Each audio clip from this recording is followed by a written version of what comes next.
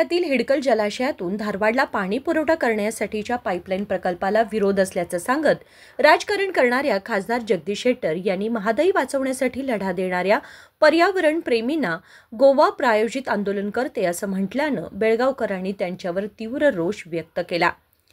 अलीकडेच हिडकल जलाशयातून धारवाडच्या औद्योगिक क्षेत्राला पाणी पुरवठा करणाऱ्या पाईपलाईन प्रकल्पाला विरोध असल्याचे स्वतः सांगणारे शेट्टर जर खरोखरच चिंतित असते तर त्यांनी जिल्ह्याचे पालकमंत्री आणि उपमुख्यमंत्र्यांची भेट घेऊन तोडगा काढायला हवा होता। मात्र ते राजकारण करत आहेत अशी लोकांनी टीका केली आहे। धारवाड औद्योगिक क्षेत्राला पाणी पुरवण्यासाठी MK हुबळीतील मलप्रभा नदीतून पाईपलाईन टाकून पाणी पुरवठा सुरू आहे। नवलतीर्थ जलाशयातूनही 2021-22 मध्ये नव्या योजनेद्वारे हुबळी धारवाड आणि कुंदगोळ तालुक्यातील गावांना तसेच धारवाड औद्योगिक क्षेत्राला दरवर्षी 279 MLD म्हणजे सुमारे 4 TMC पाणी पुरवण्यासाठी प्रकल्प आखण्यात आला होता। ही योजना 2041 पर्यंत धारवाड जिल्ह्याला 100% पाणी पुरवठा करणार आहे। इतक्या योजना असतानाही बेळगाव जिल्ह्यातील पर्यावरणप्रेमी व अभ्यासक हे कळसा भांडोरी महादाई प्रकल्पामुळे मोठ्या प्रमाणात जंगल नष्ट होईल, यामुळे खानापूर, बैलहोंगल, बेळगाव भागामध्ये पावसाचं प्रमाण घटेल असे सांगून विरोध करत आहेत।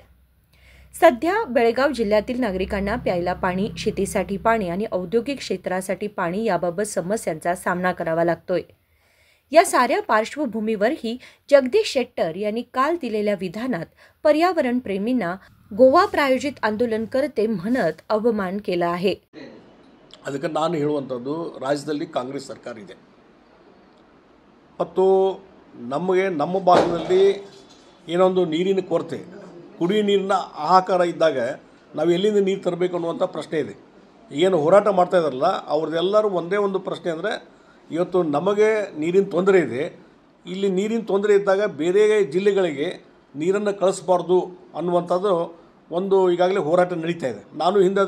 ನಾನು ಸಂಪೂರ್ಣವಾದಂಥ ಬೆಂಬಲವನ್ನು ಕೊಟ್ಟಿದ್ದೇನೆ। ಹೀಗಾಗಿ ಇದ್ರ ಬಗ್ಗೆ ನಿರ್ಧಾರ ಮಾಡುವಂಥವ್ರು ಯಾರು? ಜಿಲ್ಲಾ ಉಸ್ತುವಾರಿ ಮಂತ್ರಿ, ನೀರಾವರಿ ಇಲಾಖೆ ಮಂತ್ರಿಗಳು। ಇದ್ರ ಬಗ್ಗೆ ತಗೋಬೇಕಲ್ಲ ಕೈಗಾರಿಕೆ ಇಲಾಖೆ, 3 ಡಿಪಾರ್ಟ್ಮೆಂಟ್ ಕೊಡ್ತಾವೆ, ಕೈಗಾರಿಕಾ ಇಲಾಖೆ ಮತ್ತು ನೀರಾವರಿ ಇಲಾಖೆ, ಅದರ ಜೊತೆಗೆ ಇವತ್ತು ಜಿಲ್ಲಾ ಉಸ್ತುವಾರಿ ಮಂತ್ರಿಗಳು ಅವರ ನೇತೃತ್ವದಲ್ಲಿರುವಂಥದ್ದು ಇವೆಲ್ಲ ಈಗ ಈ ನೀರಾವರಿ ಇಲಾಖೆ ಮತ್ತು ಕೈಗಾರಿಕಾ ಇಲಾಖೆ ಮಧ್ಯದಲ್ಲಿ ಏನು ಒಡಂಬಡಿಕೆ ಆಗಿದೆ, KIDBಗೆ ಎಷ್ಟು ನೀರು ಕೊಡಬೇಕನ್ನುವಂಥದ್ದು ಡಿಸಿಷನ್ ಆಗಿದೆ ನೀರಾವರಿ ಇಲಾಖೆಯಲ್ಲಿ। ಇದು ಡಿಸ್ಕ್ಲೋಸ್ ಮಾಡಿರಿ ಫಸ್ಟು, ಅಲ್ಲಿ ಅಧಿಕೃತವಾಗಿ ಯಾರು ಹೇಳಿದ್ರು ಲೆಟರ್ ಕೊಟ್ಟಿದ್ದಾರೆ। 45 MLD ನೀರು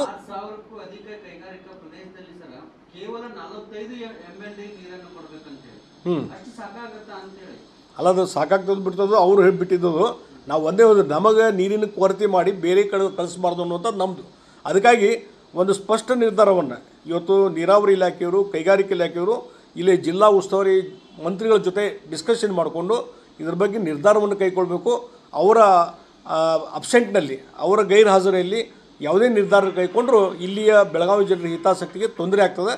ಅದಕ್ಕಾಗಿ ಸ್ಪಷ್ಟವಾದಂಥ ಒಂದು ಹೇಳಿಕೆ ಒಂದೇ ಸರ್ಕಾರ ಬರಲಿ, DC ಅವರಿಗೆ ಡೈರೆಕ್ಷನ್ ಕೊಡಲಿ, ಇವೆಲ್ಲ ಕೆಲಸವನ್ನು ನಿಲ್ಲಿಸಬೇಕನ್ನುವಂಥದ್ದು ಇದು ಆ ಸಂಬಂಧಪಟ್ಟಂಥ ಸಚಿವರು ನಿರ್ಧಾರ ಕೈಗೊಳ್ಳಬೇಕು। ಇದಕ್ಕೆ ಒತ್ತಾಯ ಮಾಡ್ತೀವಿ।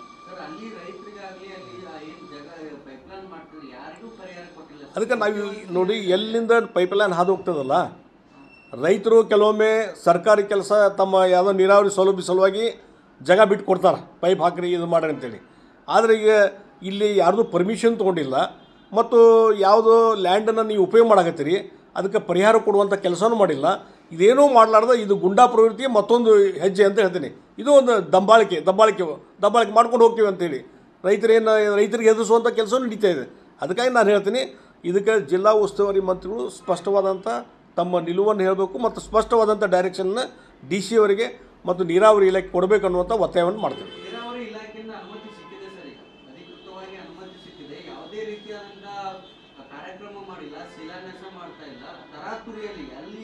ಅಂದರೆ ನೋಡ್ರಿ, ಇಲ್ಲಿ ವಿರೋಧ ಐತಿ ಅಂಥೇಳಿ ಕದ್ದು ಮುಚ್ಚಿ ನಡೀತದೆ।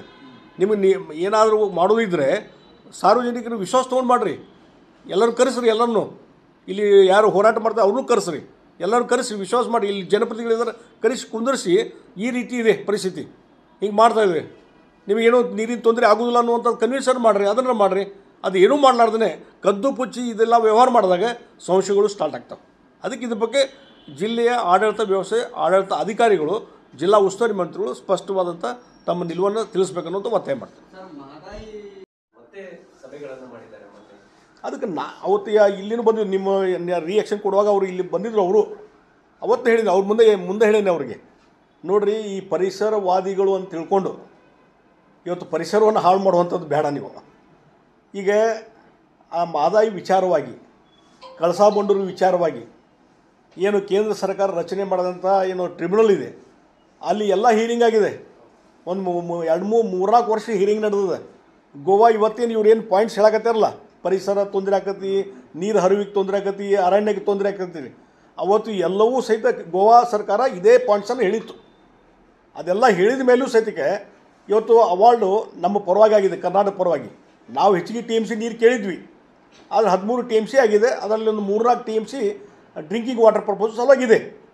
ಇಷ್ಟೆಲ್ಲ ನಿರ್ಧಾರ ಆಗಿದೆ. ಅದರಲ್ಲಿ ಎಲ್ಲ ಪಾಯಿಂಟ್ಸ್ ಇವರೇನು ಇವತ್ತು ಪ್ರಸ್ತಾವ ಮಾಡೋಕತ್ತಾರಲ್ಲ, ಎಲ್ಲ ಪಾಯಿಂಟ್ಸು ಡಿಸ್ಕಷನ್ ಆಗಿದೆ. ಹಾಗೆಯೇ ಒಂದು ಅವಾರ್ಡ್ ಆಗಿದೆ.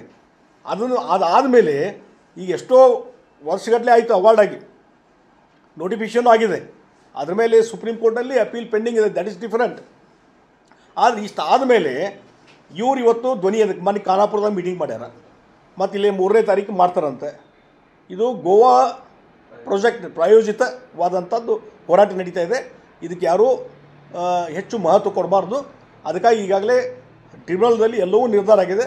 ಸುಮ್ಮನೆ ಕನ್ಫ್ಯೂಷನ್ ಮಾಡುವಂಥದ್ದು ಬೇಡ, ಇದು ಒಳ್ಳೆಯದಲ್ಲ ಅಂತ ನಾನು ಇವತ್ತು ಯಾರೋ ಇಲ್ಲಿ ಧ್ವನಿಯನ್ನು ಎತ್ತಿದ್ದಾರೆ ಮಹದಾಯಿ ವಿರುದ್ಧ, ಅವರೆಲ್ಲರಿಗೂ ನಾನು ಕಿವಿ ಮಾತು ಹೇಳ್ತೀನಿ, ಇದು ನಿಲ್ಲಿಸ್ರಿ. ಇಲ್ಲದಿದ್ದರೆ ನೀವು ಗೋವಾದ ಪರವಾಗಿ ಗೋವಾದ ಪ್ರಾಯೋಜಿತವಾದಂಥ ಒಂದು ಹೋರಾಟ ಅಂತ ನಾವು ತಿಳ್ಕೊತೀವಿ. ಈಗ ಈ ಒಂದು ಹೋರಾಟದಲ್ಲಿ ಪರಿಸರವಾದಿಗಳ ಮುಖವಾಡ ಹಾಕೊಂಡು ಕೆಲವೊಂದಿಷ್ಟು ರೆಸಾರ್ಟ್ ಮಾಲೀಕರು ಕೂಡ ಓಡಾಡ್ತಾರೆ. ಅದಕ್ಕೆ ನಾನು ಹೇಳಿದ್ರಿ, ಇದಕ್ಕೆ ಯಾರ್ಯಾರ್ದು ಇನ್ವಾಲ್ವ್ ಆಗಿದೆ, ಯಾರ್ಯಾರ್ದು ಇಂಟ್ರೆಸ್ಟ್ ಇದೆ, ಸೆಲ್ಫ್ ಇಂಟ್ರೆಸ್ಟ್, ಸ್ವಂತ ಹಿತಾಸಕ್ತಿ ಸಲುವಾಗಿ ಮತ್ತು ಗೋವಾದ ಒಂದು ಹಿತಾಸಕ್ತಿ ಸಲುವಾಗಿ ಇವರೆಲ್ಲ ಬಡದಾಡ್ತಾ ಇದ್ದಾರೆ. ಇದರಲ್ಲಿ ಏನು ಅರ್ಥ ಇಲ್ಲ. ಅದಕ್ಕಾಗಿ ಈ ರೀತಿಯಾದಂಥ ಈ ಪರಿಸರವಾದಿ ಅಂತ ಮುಖವಾಡ ಹಾಕಿದಂಥ ವ್ಯಕ್ತಿಗಳ ಬಗ್ಗೆ ಜನ ಎಚ್ಚರ ಇರಬೇಕು. ಯಾರೂ ಸಪೋರ್ಟ್ ಮಾಡಬಾರ್ದು ಅಂತ ಹೇಳ್ತೀನಿ ನಾನು. ಸರ್, ಈಗ ಕಳಸಾ ಬಂಡೂರಿ ಮತ್ತು ಮಹದಾಯಿ ಬಗ್ಗೆ ಜಜ್ಮೆಂಟ್ ಆಗಿ ಟ್ರಿಬ್ಯುನಲ್ ಜಜ್ಮೆಂಟ್ ಆಗಿ 8 ವರ್ಷ ಆಯಿತು, ಇನ್ನೂವರೆಗೂ ಕೂಡ ಎನ್ವೈರನ್ಮೆಂಟಲ್ ಕ್ಲಿಯರೆನ್ಸ್ ಇಲ್ಲ. ಅದರಲ್ಲಿ ಒಂದು ಕಂಡೀಷನ್ ಇದೆ. ಏನೇನು ಅದಕ್ಕೆ ಸಂಬಂಧಪಟ್ಟಂಥ ಕ್ಲಿಯರೆನ್ಸ್ ಏನು ತೊಗೋಬೇಕು ಅದೆಲ್ಲ ತೊಗೋಬೇಕು ಅನ್ನುವಂಥ ಕಂಡೀಷನ್ ಇದೆ. ಅದೆಲ್ಲ ಅಪ್ಲೈ ಮಾಡ್ಯಾರ ರಾಜ್ಯ ಸರ್ಕಾರದವರು. ಅದಕ್ಕೇನೋ ಒಂದು ಸ್ಪಷ್ಟೀಕರಣ ಕೇಳಿದ್ದಾರೆ. ಇವೆಲ್ಲ ಪ್ರೊಸೆಸ್ ನಡೀತಾ ಇದೆ.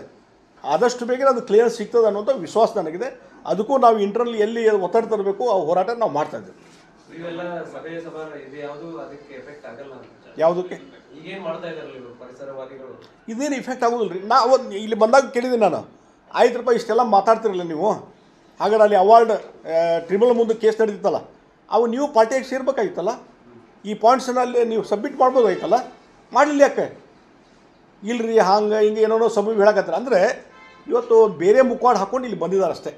ಇವೆಲ್ಲ ನಮ್ಮ ರಾಜ್ಯದ ಹಿತಾಸಕ್ತಿ, ಈ ಭಾಗದ ರೈತರು ಮತ್ತು ಕುಡಿ ನೀರಿಗೆ ಹಿತಾಸಕ್ತಿ ತೊಂದರೆ ಕೊಡೋ ಸಲುವಾಗಿ ಇವರೆಲ್ಲ ಬಂದಿದ್ದಾರೆ.